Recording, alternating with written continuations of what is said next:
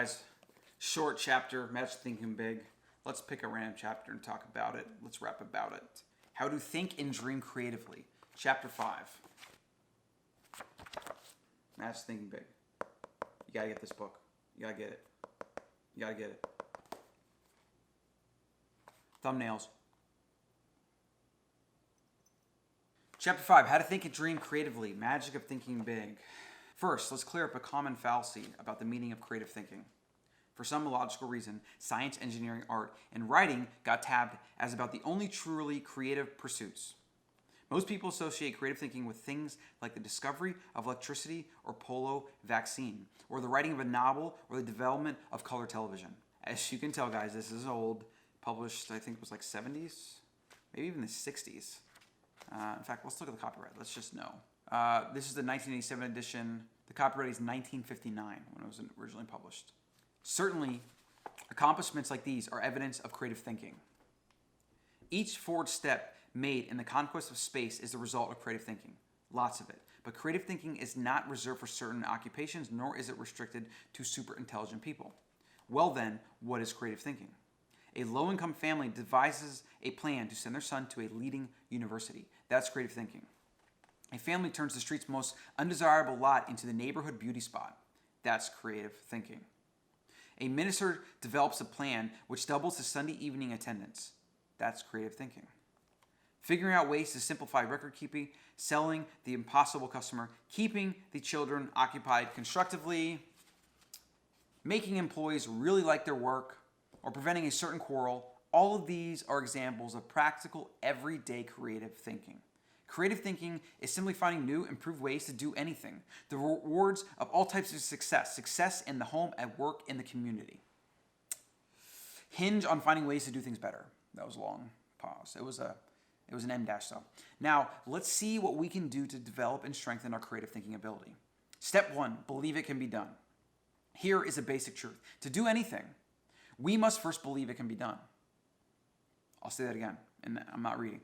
To do anything, we must first believe it can be done. That is golden. I need a pen. I need a pen to mark it. I don't have any pens. I don't want to get up. To do anything, we first must believe it can be done. That is true of everything, but what about in your life?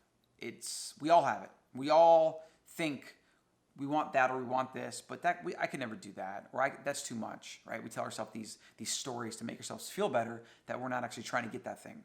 In reality, it's because we're afraid, or because we're afraid of the work, or we're afraid of failing, or whatever it is, and we don't even give ourselves the opportunity to think that I could do that if I put my mind to it. And that's the first question you have to answer when it comes to goal setting. You have to take your goals and you have to visualize in your mind. Okay, Colin, yes, you did that. Visualize where I'm at, how I feel. What would I do the next morning when I woke up? Like, if I had $1 million in the bank, I think about this a lot.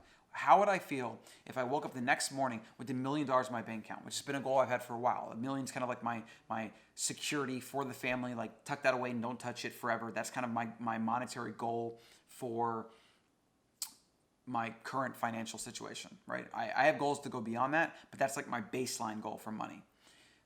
So how would I feel, or how will I feel, even better, right? Positive visualization, use your words. How will I feel when I wake up tomorrow and I have $1 million in the bank? It's interesting because I don't know how I'll feel. I can speculate. I think after a month of doing that, I would feel the same. But it's a great example of how when you get things and you think the things are going to make you happy, but then you get them and they don't, or at least it wears off because you wear off of the high and the dopamine high. You know, it's kind of brutal. Like, you could set a goal and spend 10 years to get it, and then you get that thing and you're not happy. And what they talk about a lot is it's actually the journey that makes you happy. So finding a flow state and embracing the struggle and the path and etc., you know, that's where the real enjoyment comes from. And the thing itself is kind of secondary. I want the $1 million for security and for my family, but I could definitely see how after getting that $1 million, having it in the bank, you know, after a couple months of that, you know, we all got to do something. What am I going to do next? Am I going to lay in bed all day because I don't need to do anything else because I got $1 million in the bank? Like, obviously not, right? And then, but is my goal to have $2 million then? And then I kind of chase that and give up parts of life and focus on work so that I can get 2 million and then do that again for 5 and 10? Like, when does it end? When do I enjoy it, right? And that's kind of like the hedonic treadmill of success and the hedonic treadmill of just life in general. Is we get things, then we want the next thing, then we get it, then we want the next thing because we get adapted to them. So that's the danger of putting your happiness in stuff. Let's finish this page because it's a good intro page, chapter 4. I'm not going to read the whole chapter. I don't have a lot of time for that. But here is a basic truth. To do anything, you must first believe it can be done. Believing something can be done sets the mind in motion to find a way to do it. To illustrate this point of creative thinking in training sessions, I often use this example. I ask the group, how many of you feel it is possible to eliminate jails within the next 30 years? Invariably, the group looks bewildered, not quite sure they heard right and thinking they are listening to a real fuzzy wuzzy. So after a pause, I repeat, how many of you feel it is possible to eliminate jails in the next 30 years? Once again, I'm not joking. Someone always blasts me something like, you mean to say you want to turn all those murderers, thieves, and rapists loose? Don't you realize what this would mean? Why, none of us would be safe. We have to have jails. Then the others cut loose. All order would break down if we didn't have jails. Some people are born criminals.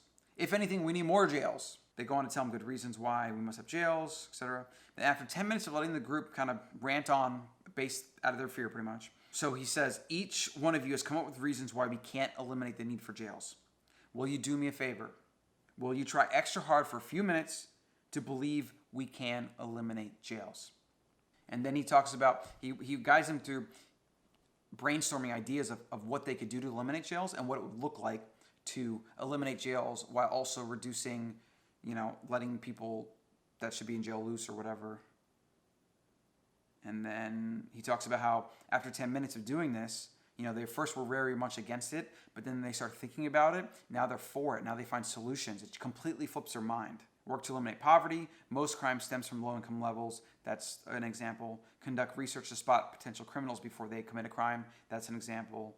And they go on and on and on. 78 specific ideas I've tabulated which could help accomplish this goal. And he uses the point, when you believe, your mind finds a way to do it. I think we'll end there for today. Now guys, the power of reading. The power of reading. Look what we just did.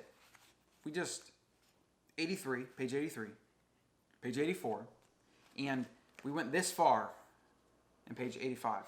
Right now, you're probably visualizing those people sitting in a group with the guy who wrote this book, ranting on about how we need more jails. We can never go to jails. The typical shallow fear-based response. And then he says, okay, here's them out. He doesn't argue with them. He says, okay, well now do me a favor. As a hypothetical, as just a thought experiment, give me reasons how we could eliminate jails.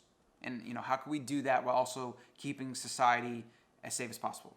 After they accept, okay, right, we got out all the negatives, we got out all the reasons why we shouldn't do it. As a fun thing, we'll think about how we can do it. And then after they're doing that for a few minutes, he's basically alluding to the people are kind of changing their mind, right? And now they might even be for eliminating jails because they maybe they see that there's a better way to do things. It's pretty crazy. And it's pretty cool that we got that idea, that visualization in 2 pages in the beginning of a chapter. In this book that has 15, 16 chapters, and they're all amazing, and the whole book is amazing.